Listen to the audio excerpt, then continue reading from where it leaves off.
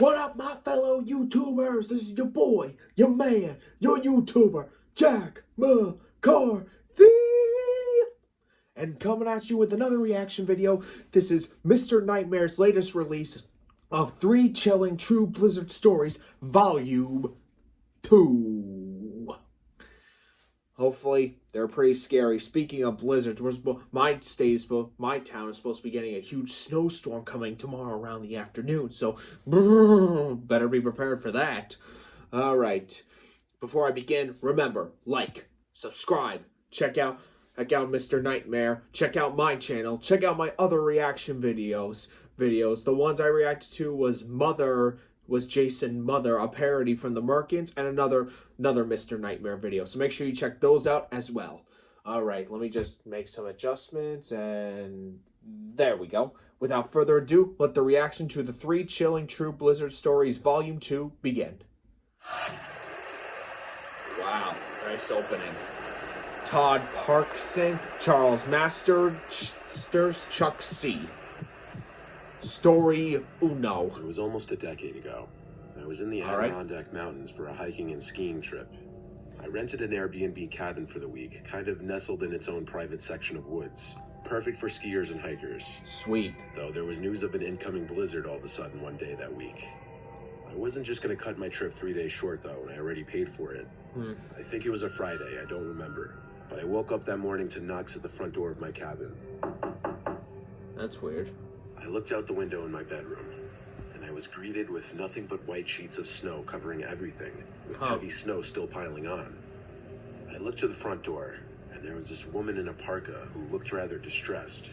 I quickly threw on a change of clothes and opened the door. She was some 40-something-year-old woman. Her cheeks were red, and she looked freezing. Oh boy. She asked in, I guess, as polite way as possible if she could seek shelter here until the storm blew over. I figured it was the gentleman thing to do. So I invited her in and told her to make herself comfortable while I heated up some coffee. Gotta be careful. She plopped herself down on the couch and asked if I lived here. I told her it was just an Airbnb, then asked where she was coming from. She said she also rented an Airbnb up here, but she got caught in the blizzard and couldn't find her way back. She said her name was Meredith. Okay. I handed her a cup of coffee, but she refused it and said she was really tired. Then she asked if she could just rest on the couch. I allowed it, though, as I ate my breakfast. I can't lie, I felt really awkward. I didn't really know what to do after my breakfast. I didn't feel comfortable just hanging in the living room kitchen area, so I went back to my room to watch TV. Alright. The snow was really coming down outside, and the wind was so aggressive that the whistling shrieked through the windows. Not too long after, another knock at the door. I once again looked out the window. This time there was a man outside. Oh boy. I went to open the door, with Meredith now sitting up on the couch, asking who it was. I told her I don't know, then I opened the door. It was like deja vu, because the man basically gave the same story, that he was caught in the blizzard and needed a place to stay. Okay, that's at this point, having already let Meredith in, I had to let him in too. I told him the same thing I told her, make yourself comfortable. He introduced himself as Mark. Meredith and Mark. They introduced themselves to each other as well, and they had a laugh at the fact that they were both in the same boat. Then they both kind of playfully praised me for letting them in. Creepy. Meredith seemed more lively now, more open to conversation. So we talked about a bunch of random stuff, until there was nothing really left to talk about. The day dragged on into the night. Oh boy. It grew dark and cold inside the cabin, and the snow was showing no signs of receding. I offered them whatever food was in the fridge throughout the day. Unfortunately for me, it seemed it was approaching that time that I had to designate where they would be sleeping. But Meredith kind of did that for me.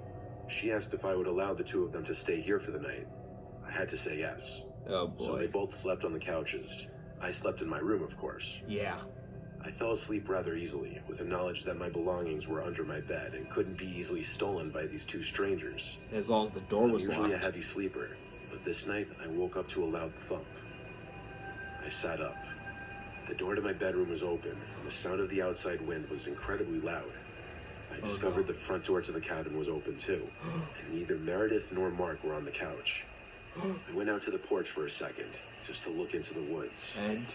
There were fresh-looking footsteps leading into the snow, and I could see Meredith just standing out there in the snow, facing me, holding what looked to be my travel bag. I yelled at her to come back here, along with a few choice words. I ran to my room to get my boots. As I rushed to put the boots on while on the couch, I noticed my bedroom door was now shut. I 100% did not close that door. Mark. Was I about to open it? Hell no. Especially not after I heard footsteps on the other side of the door. I got my boots and coat on and ran to the front porch again. But now Meredith wasn't alone. Someone, a man, I couldn't tell if it was Mark or not, was standing next to her, holding her hand. Definitely they were both not facing Mark. the house. I didn't care about the bag anymore. I ran to my Jeep and drove through the 3 feet of snow. There had to be more than just those 2 people in the house that night, because someone else was in the bedroom. I was too nice. I let my guard down with 2 strangers, and I paid the price. Yep. I'm just happy they didn't kill me, though. Somehow I got the vibe they were trying to do more than just rob me of my bag. Yeah. True. Man, at least you survived. Ass. They're a motherfucker. Yeah. At least he survived. That's all that matters. Sir, you lose some stuff. Big deal. My older brother and I used to love to play out in the snow. We live by the woods. I'm not giving my town or state or any other details of our location, though. Yeah, good call. One night, our parents let us go outside to play in the blizzard. Sweet. We figured playing hide and seek would be fun, since the footprints in the snow would create a new factor in the game. So I was the one hiding first. We were playing in the woods with flashlights. I turned mine off once I found a place to hide, just to not give away my location. I ducked down in the deep snow between 2 big trees. I tried covering my tracks in the snow, but I couldn't possibly get all of them. It's always I saw impossible my to do brother's that. flashlight in the distance, coming in my direction. He was definitely going to find me, so I ran in the dark, deeper into the woods. I definitely lost him because I didn't see his light anymore. Or maybe he turned it off. Maybe. Also, we knew these woods, and I knew which direction I was going. I wasn't going to get lost. Eventually, as I kept walking, though, I found another trail of footprints. They seemed like they were left there only a few minutes ago, so I started following them, expecting to find a deer at the end. As the footprints became more fresh, however, I started to realize they were boot prints, not animal footprints. This also meant I was getting closer to whoever just left these boot prints. Yeah. I was thinking at first that it was my brother. Maybe he ran past me without me hearing it. Maybe. I only thought that because I didn't see how or why anyone else would be out here in the middle of a blizzard. With my lights still on, I noticed something black sticking out of this big pile of snow, which seemed to sit right next to the boot marks. I stopped and examined it, and brushed some of the snow off the object. I brushed enough snow off to realize it was a big black garbage bag. Oh. This didn't look good. Wait. I already smelled something foul in there. Garbage? That's what I was hoping for. Dead body. I tried to find the opening of the bag, and eventually just gave up and tore the bag open with my nails. I gagged the instant I saw what was inside. A decomposing human body. Ugh, oh, I knew I it. say gagged. I'm talking coughing loudly and uncontrollably in shock and disgust. Uh-huh. And I think that gave away my position to my brother, because pretty soon his light started shining on me. I turned to him, his light in my face. I made a hand motion signaling for him to run, like go home.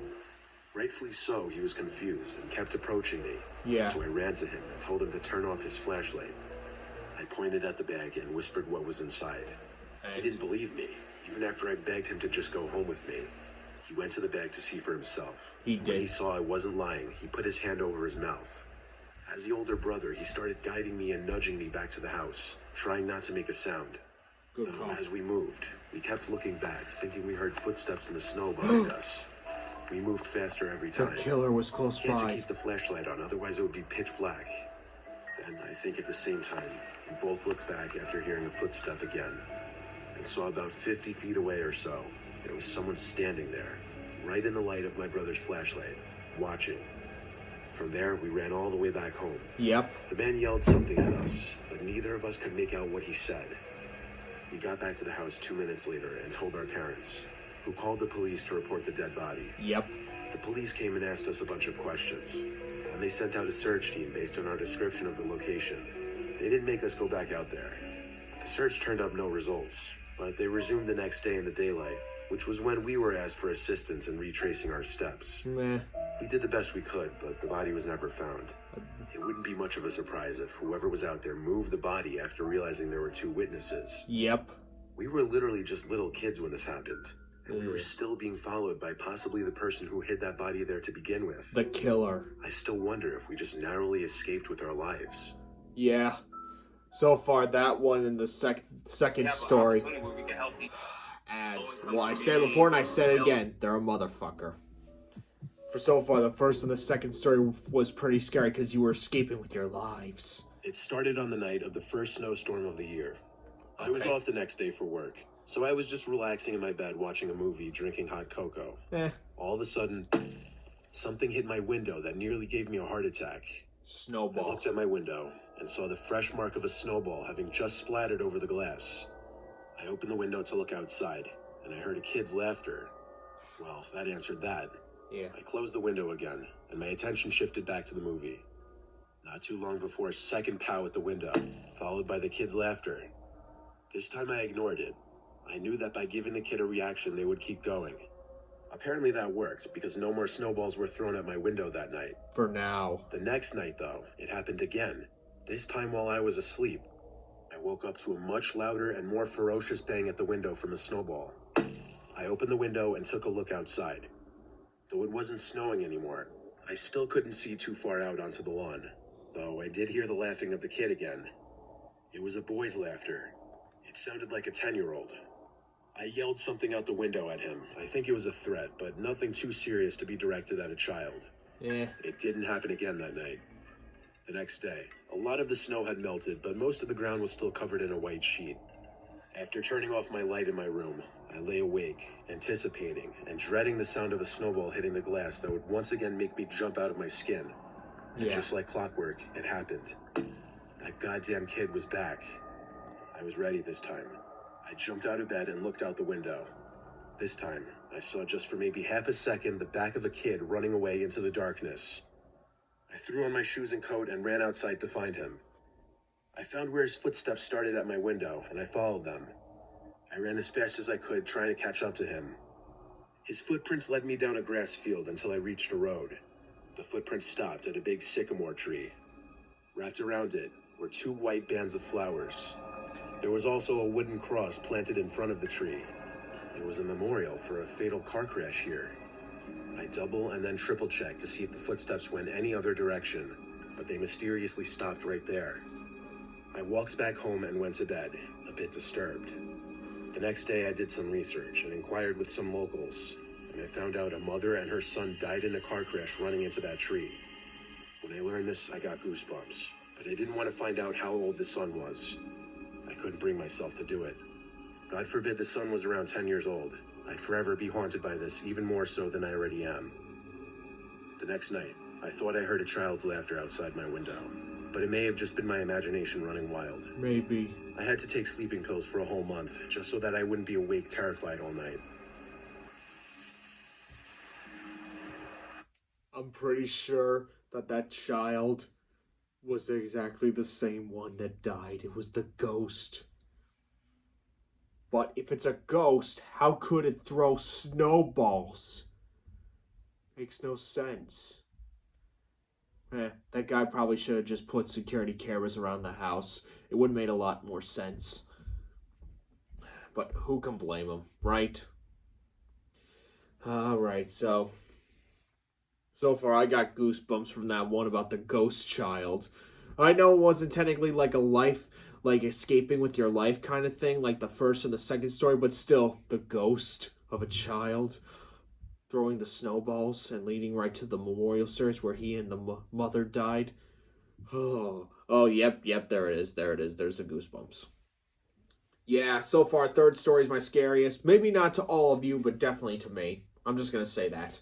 Alright, well, I hope you guys did like this video. Remember, like, subscribe, check out Mr. Nightmare. He's amazing. I own no rights to this, period.